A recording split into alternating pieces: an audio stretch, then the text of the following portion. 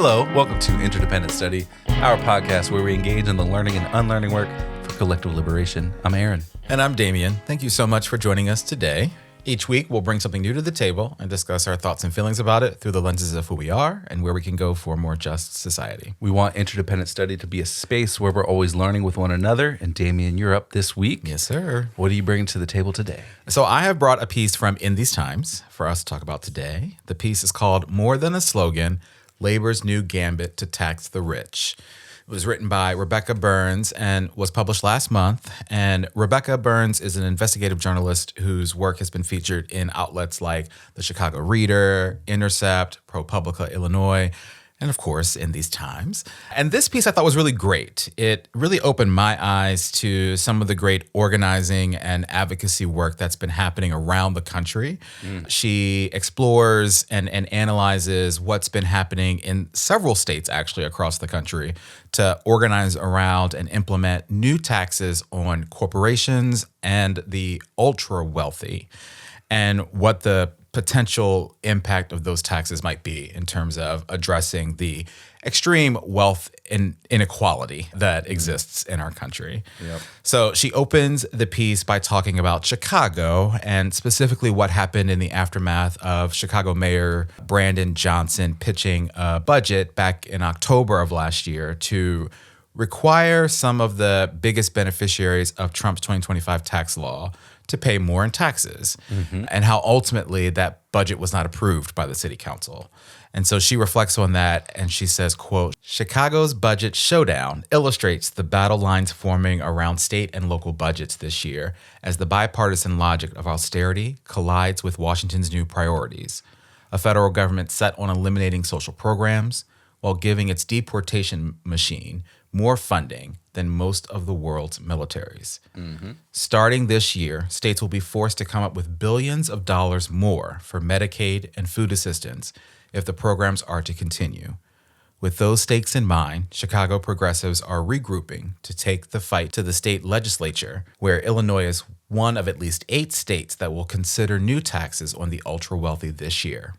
In March, Washington State enacted a new 9.9% tax on incomes over $1 million, a watershed change in a state that previously did not tax personal income at all. And for me, like that piece about how states are going to be able to fund critical services, social services, as the federal government pours more money into, its immigration and deportation machine, in particular, really struck me given the conversations that we've been having recently about the deportation machine, and just reinforced how important this work is. And I'm so glad to see that it's happening in a few states across the country. So let's talk about this. Where do you want to start? Yeah, this was, I thought, a great summary of a lot of that work that you were talking about, and about how taxing the rich has happened and how it could happen and how people are trying to make it happen. Yeah. And those are some clear examples. Washington State and Massachusetts creating taxes for people earning more than $1 million annually, which makes so much sense, especially in the wake of so much federal funding being cut over the last few years with the Trump regime, particularly in the context of this quote. Nationwide, the bottom 20% of earners effectively face state and local tax rates nearly 60% higher than those in the top 1%. Wow. Which says so much about how expensive it is to be poor in this country. And that's only one small element of that cost of being poor. It's a small way to highlight the horrendous priorities of our country, too. Yeah. These tax codes communicate a set of ethics, a set of morals, and these ethics say out loud that collectively our governments want rich people to hang on to a higher proportion of their income than poor people. Yes. And when we know that poor people spend their money in their local communities, and so it funnels back into the community around them in ways that when we send more money or allow rich people to keep more money, it sits in a bank account somewhere offshore that can't be taxed for a variety of reasons. It's all so backwards. It's all so backwards. Yeah, absolutely. I mean, that's so staggering to think about 60% versus, 60% more, right? Higher taxes for the bottom 20% you said of earners? That's crazy. That's insane. Yeah. Yep. You mentioned Massachusetts. So one of the things I really appreciated learning more about was the success that Massachusetts has had in terms of implementing their millionaire tax and certainly what it's meant for their state and what it could possibly mean for other states. And so Rebecca talks about it and says, quote, "Meanwhile, more than 25 states have been slashing corporate tax rates, personal income tax rates, or both, with 14 states now taxing the poor and the rich the same way, with the flat tax model revered by conservative groups that spend millions to lobby legislators for it.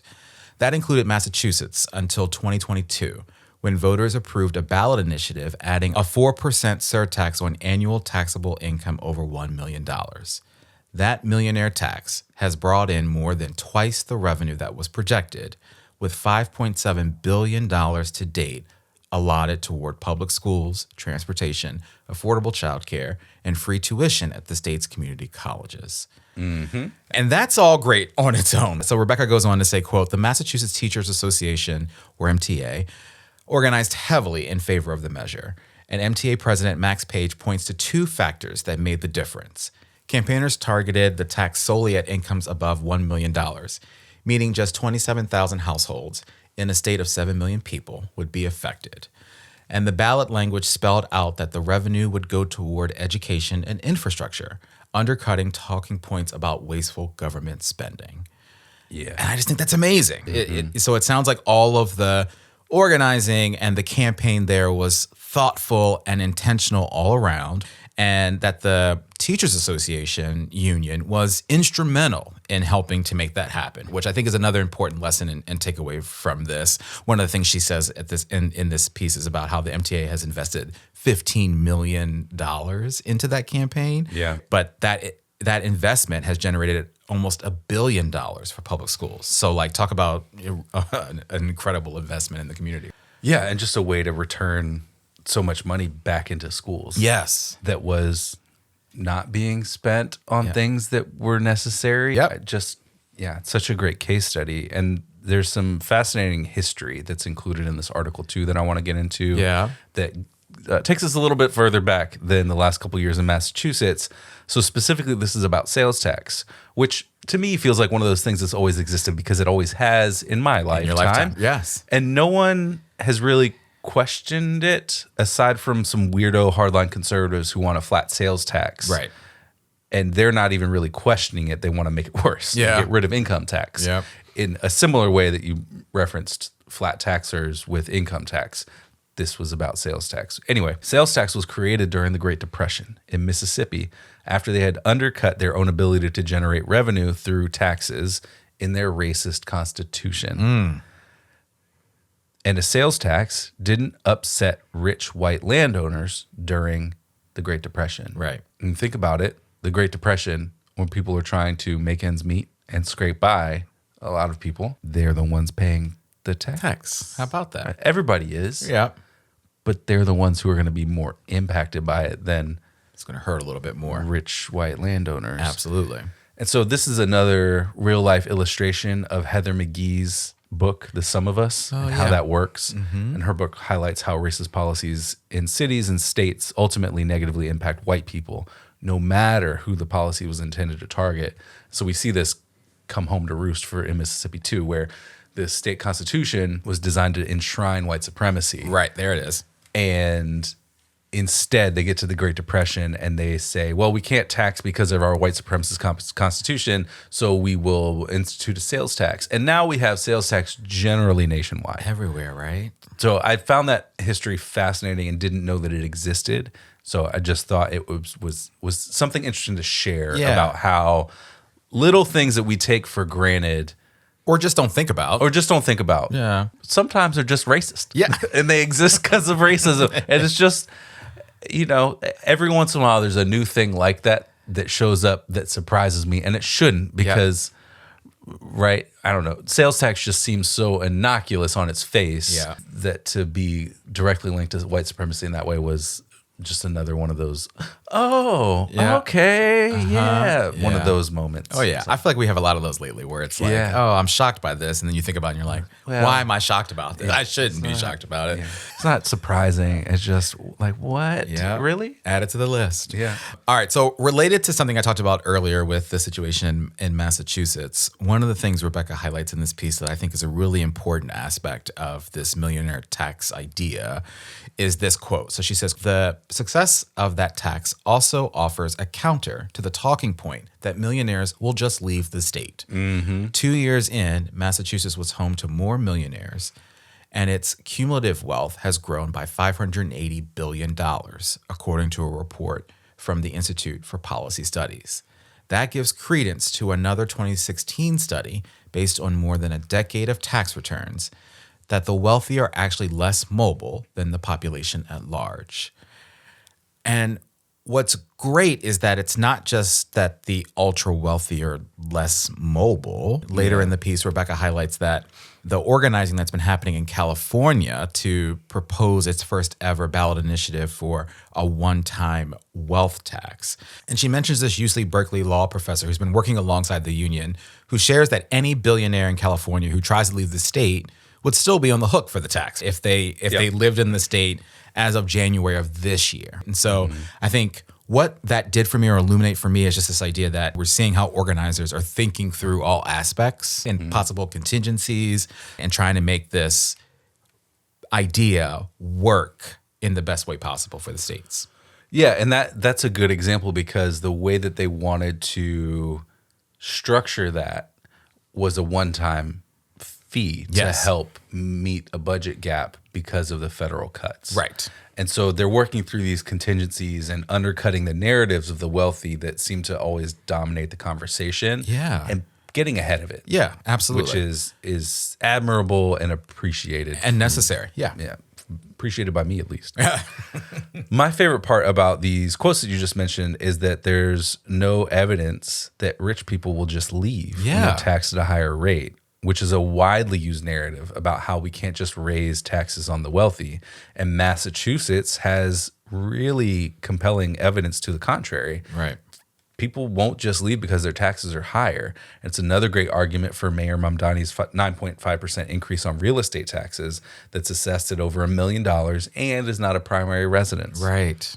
In fact, it's an argument to do more of that kind of taxation everywhere. Yes. Because those pieces of property are vacation homes, and those are luxuries that we can all accept can be taxed at a higher rate. Yes. Especially when some people are sitting on $1 million beach home properties or wherever that vacation home is, and other people can't afford to pay their medical bills or whatever it is. There's wealth to go around, particularly when we look at how wealthy people have wealth to go around. Well, in the way that they get to live their life, right? Yeah. In this way, as you sort of started talking about that, the right? opulence of it. Yeah, you can live with a little less and not even feel it in ways that non-wealthy people would absolutely feel it. Yeah, I saw somebody talking to wealthy people about that real estate tax in New York City. Oh yeah, and I don't remember where this was or what it was, but one of the quotes was, "I won't notice that." I won't notice that money at all. Clear evidence. Absolutely. Yeah, everywhere. Put him in the everywhere. campaign. Yeah, absolutely. All right. Well, we're kind of already talking about this. This whole conversation has been application, really, but let's formally shift our conversation there. So, how does this piece and our conversation about it apply to our everyday lives and work?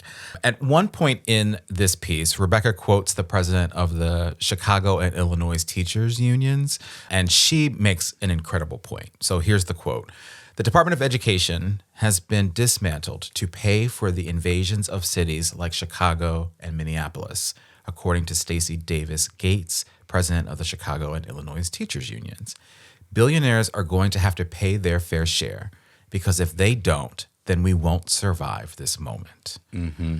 And I just love that because I felt like it was like alarm bells, and they're sounding. They're legitimately sounding. This has to happen, or we collectively won't survive this moment. Yeah. And I just think that's real. And as we just talked about, I think billionaires and these ultra wealthy people can absolutely afford to pay this and to pay their fair share to help us make this happen so that we can all collectively survive. So that's my application. What about you? Yeah, and the article doesn't touch as much on the federal education funding that will affect schools across the country and how that funding will now largely fall to states to figure out how to fill that gap through the dismantling of the Department of Education, which that quote references. Yes. And those are for programs that serve students with disabilities and students who need reduced or free school lunch. So they're addressing and supporting populations that need support in some way, shape, or form. And that's another reality we will be facing soon. Absolutely. And states around the country will be facing soon, which I think is an argument for implementing more of these things on a state-based level to meet those needs. In the same way that California is talking about how we meet this gap for Medicare that they need to meet. So my application is about how we flip this around because we have to. Okay. The article opens with that budget showdown in Chicago that you mentioned between the mayor and the city council. Mm-hmm. And the city council decided that they would rather sell the debt of unpaid water bills than tax the rich. That's right. Which is disgusting. Yeah. They decided to take advantage of people who clearly can't pay the bills that they have to send it to some credit collection agency who will gouge those people as much as they can. Right. So we have to get these bootlicking politicians out of office and replace them with people who will stand with regular people. Yes. And when there are proposals to tax the rich, they don't just cave and say, actually, you know what? Let's figure out how to scrape more money off of people who can't pay their water bill. Yeah. That's a better way to do it. Yeah, that story infuriated me. And it's to the point that we're talking about here. You're talking about people who cannot fulfill this basic need of paying their water bill so that they have water in their homes. But we can't tax people who have that second vacation home in New York City, that penthouse in New York City, that beach house. Like, what are we doing? Or in this case, Chicago. Chicago. And I think this was wealthy corporations. They were worried about corporations leaving Chicago. Yeah. Which again, not a thing that I think would happen to the extent that we're talking about here. Absolutely not. I think that's great application. All right, let's move on to homework. What do we want to do to continue our learning and unlearning work once we leave the table today? I'd love to check out more pieces from Rebecca Burns. I did a little digging around for In These Times Alone. She's written pieces about tenant and labor unions, rent strikes, the impact of ICE evictions, worker pensions, and so much more. And so I'm sure there might be more that we could learn from her. And so I'd love to see what else she's written that we could maybe bring to the table and talk about. What about you? My homework is to learn a little bit more about the history of white supremacy and tax policy. Yeah. Fascinating. Which extends from that story about Mississippi creating sales tax. That'd be great. There's a report that's linked in this article from the Urban Institute and the Brookings Institution that's called The Long Shadow of White Supremacist Fiscal Policy that this story about Mississippi sales tax comes from. So I want to dig into that a little bit more and see what other kind of seemingly innocuous policies we have on the books that we just take for granted, don't think about, are actually rooted in white supremacy. The Long Shadow of White Supremacist Fiscal Policy, you said. Yes. What a title. That would be great. All right, well, that's our conversation about this piece. Definitely check it out, and I hope we see more of these states' millionaire taxes as the time goes on. But Aaron, you're up next. TikTok, Governor Moore. Hey, oh, wow. Call out. Aaron. Yeah. You're up next time. What are you bringing to the table in our next episode? I am bringing Interrupting Criminalization's newest zine. Oh. It's called Transformative Justice Under Authoritarianism, Volume 1, A Conversation with Yo No Fui, Collective of Argentina. This zine stems from a webinar series that Interrupting Criminalization hosted last year with, quote, groups from around the globe into public conversations about how they are practicing transformative justice under authoritarian regimes and conditions, and how to build stronger bridges of solidarity and support among abolitionists that transcend borders. And it looks like a great resource to learn more about how transformative justice is working in places around the world. Yeah. And in places that kind of work would be repressed. Yeah, absolutely. Oh my gosh, that sounds great. Yeah, I feel like it's been a minute since we have taken in and talked about Interrupting Criminalization's zines and all their great resources. I feel like we have great conversations about them. So I'm looking forward to that one. Yeah, very good. pretty good. All right, well, with that, folks, we want to thank you for joining us today. You know what we want you you to do here. But in case you forgot, please follow, leave a rating and review, share our podcast with the people in your life, follow us on social media, including Instagram, TikTok, and Blue Sky. Check us out on YouTube and sign up and join us on Patreon to get notified about any new things we've got going on behind the scenes. Yes, thank you for listening. And remember, it's not about us, but it is about all of us. And we'll talk to you next week.